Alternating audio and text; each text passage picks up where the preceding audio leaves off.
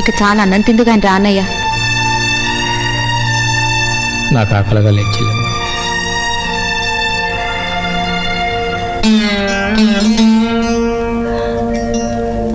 బాబు ఆనంద్, తిండైనా తినకుండా అస్తమాను ఈ తాగుడేమిట్రా? ఆరోగ్యం ఏమైపోతుందో కాస్త ఆలోచించరా. ఆలోచనలు రాకుండా ఉండాలని నేను తాగుతూ ఉంటే ఇంకా ఆలోచించమంటావేటమ్మా? పోనీలే, అన్నం తిందుకనిరా. కాస్త మజ్జిగన్నం అయినా తినరా బాబు. నాకు ఆకలిగా లేదు, నన్ను విసిగించుకుంటూ వెళ్ళిపోండి. బాబు వెళ్ళండి.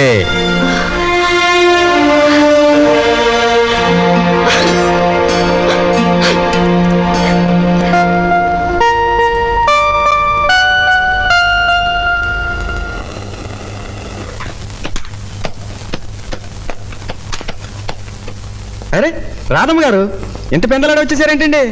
ఏం లేదు కాసు, తెల్లారగానే మనిషి తన బాధ్యతల విషయం చకచకా చూసుకోకపోతే వాడు బ్రతుకు తెల్లారిపోతుంది. ఆ భయంతో తొందరగా వచ్చేసాను. నీకేం అభ్యంతరం లేదుగా? బాలేవారండి.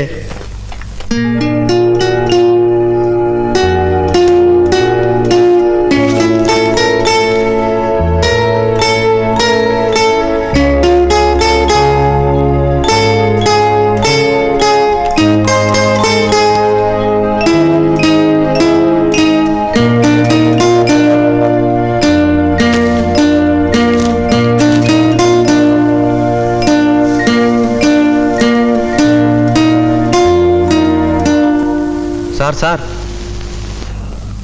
ఎండి గారు పిలుస్తున్నారు సార్.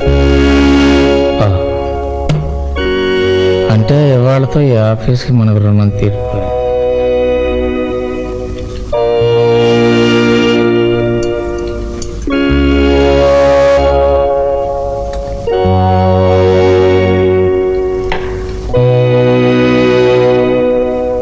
Good bye. నిన్ను నేను గట్టిగా చోట్లు పెట్టేటప్పటికి నీలో పౌరుషం పంతం వచ్చేసి ఉంటాయి. దాంతో మొత్తం పని ఒక రోజులో పూర్తి చేసేసావు, అవునా? I know your capacity. Keep it up. వెళ్ళి మిగతా పని జాగ్రత్తగా చూసుకో. ఈ ఫైల్స్ అన్ని చూసి సంతకం పెట్టాను, తీసుకెళ్ళి. Thanks sir. నమస్తే.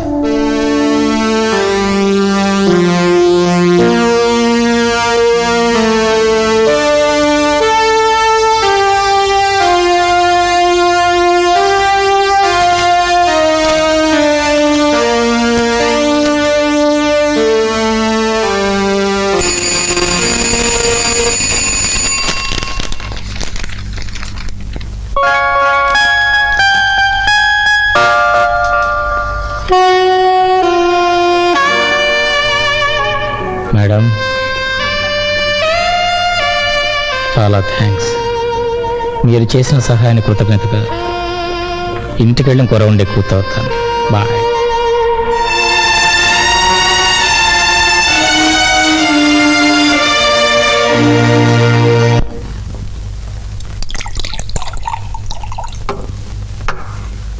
సరే, నువ్వు వెళ్ళాం.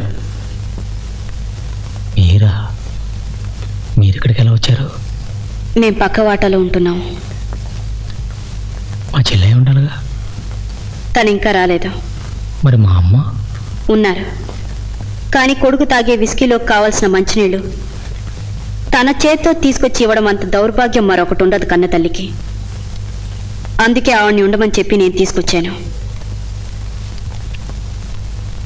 ఆఫీస్లోనే కాక ఇంటికి వచ్చి కూడా సహాయం చేసినందుకు చాలా థ్యాంక్స్. ఒక స్నేహితురాలుగా సహాయం చేసినట్టే సలహా కూడా ఇవ్వాలనుకుంటున్నాను.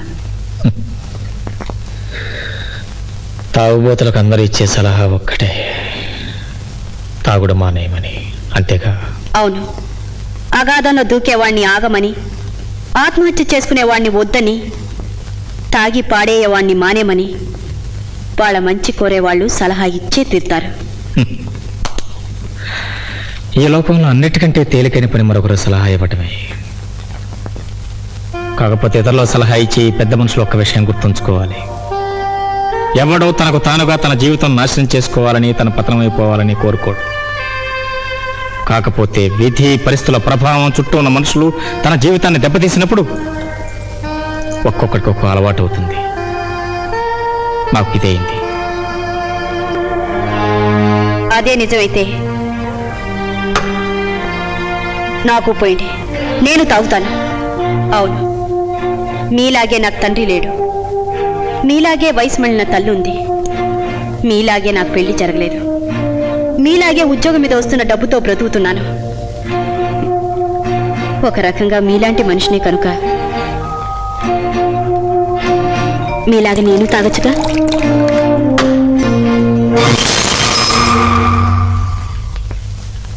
సారీ,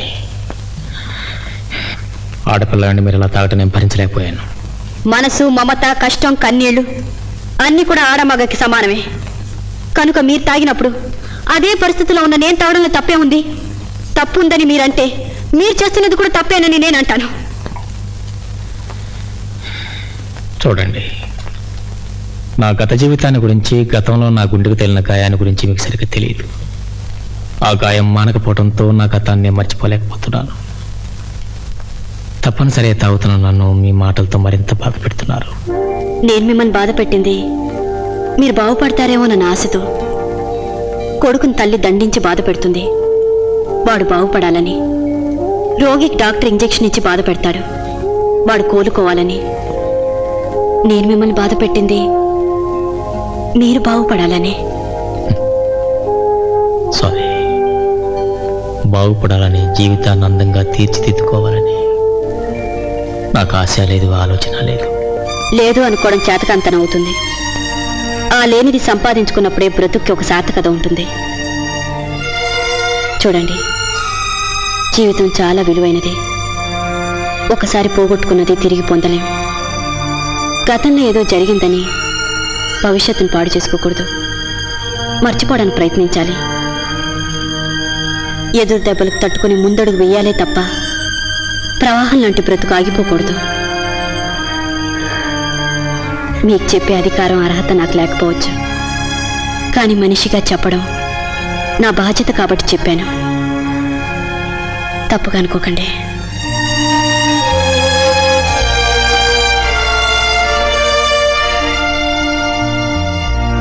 చూడండి, ఇకనైనా ఇలాంటి సమయంలో మీ అమ్మగారిని మంచినీళ్ళ కోసం పిలవకండి ప్లీజ్. ఆ దేవుడు మనసు ఇవ్వకుండా కేవలం మరిపేచి ఉంటే మనిషికి ఎంత బాధ ఉండేది కాదు. ప్రేమనే దివ్యమైన అనుభూతి సృష్టిలోనే లేకుండా ఉంటే మనిషికి ఎంత ఆవేదన ఉండేది కాదు.